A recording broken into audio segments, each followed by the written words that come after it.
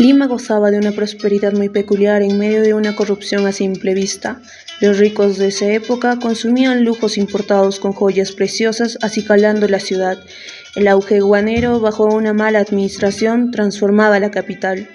Heinrich Witt fue un testigo y participante en las transformaciones económicas entre 1860 y 1870. Witt construyó su fortuna ligada al crédito comercial y a la exportación del guano consignada a compañías monopólicas. A finales de los 60 ya poseía acciones en nuevo sector de banca y seguro, compañías de ferrocarriles, aguas y gas.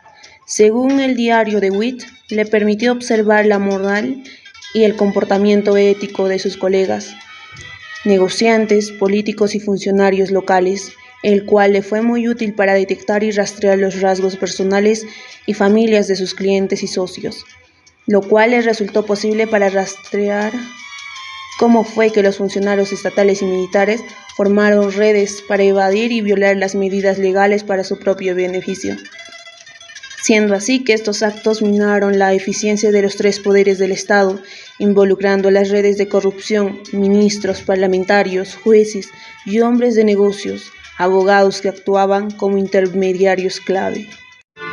Una modificación legal en 1860 ordenó que todo contrato público importante debía ser obligatoriamente aprobado por el Congreso, siendo en un principio bien acogido, pero luego fue distorsionado como lo ejemplifica la manipulación de los contratos guaneros.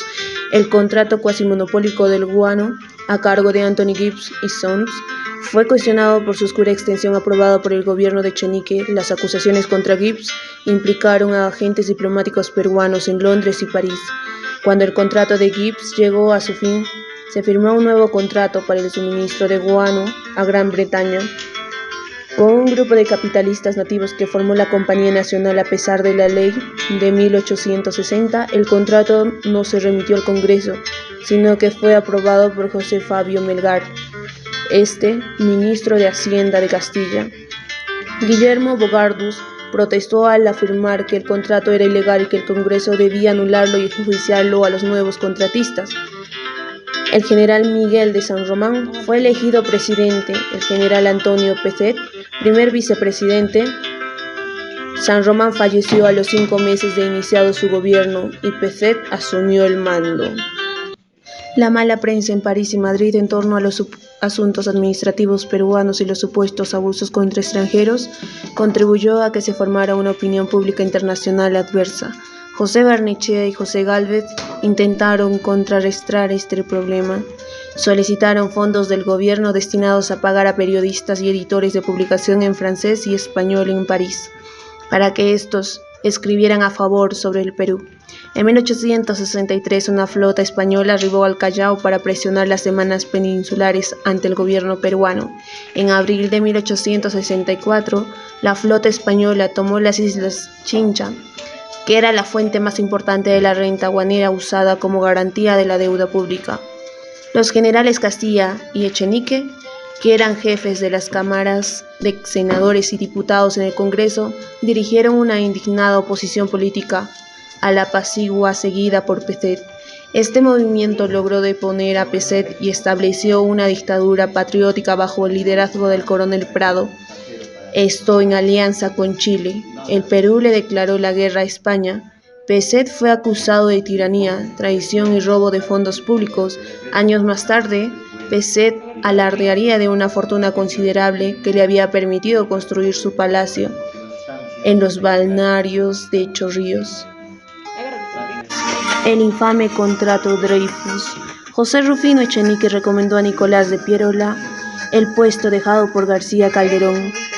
Piérola era un pariente distante y aliado de Echenique, hijo de un controvertido ministro de Hacienda durante el corrupto gobierno de Echenique. El inexperto Piérola logró convertirse en el nuevo ministro de Hacienda, teniendo un enfoque distinto al de García Calderón. En diciembre de 1868, el gobierno ya tenía contacto con la casa parisiana Dreyfus, que se dio una propuesta de licitación en 1869. Piérola ya había aprobado la propuesta de Dreyfus de adelantarle al gobierno fondos contra 2 millones de toneladas de guano que el Estado vendería a un precio fijo durante un periodo determinado. Juan Martín Echenique fue enviado a París como comisionado junto con Toribio Sanz para que firmara el contrato con Dreyfus. Existieron partidarios que se opusieron a este contrato y sostenían que era ilegal, puesto que su firma había incumplido con la autorización legislativa específica y con los procedimientos de una licitación abierta. La lucha política ilegal en torno al contrato de Dreyfus dominó la política peruana por meses. Piérola mantuvo su influencia en defender dicho contrato. Se implementaron 2 devastadores proyectos financieros. Durante este gobierno, la red Echenique-Piérola avanzó rápidamente en alcanzar posiciones estratégicas de poder y riqueza. Las relaciones entre Balta y Echenique se enfriaron hasta tal punto que Balta comenzó a apoyar como candidato presidencial a Antonio Arenas, quien se enfrentó a Manuel Pardo del Partido Civil. Avalancha de obras públicas. Los acuerdos financieros con Dreyfus cobijaron los gastos exagerados e ilegales de proyectos de obras públicas e incrementaron la deuda externa. El Congreso autorizó al Ejecutivo para que otorgara contratos de obras de construcción de ferrocarriles financiados con bonos que rendían un interés del 6%. Algunos peruanos creían en los beneficios que tendrían la construcción de ferrocarriles y otros proyectos creados por el Estado.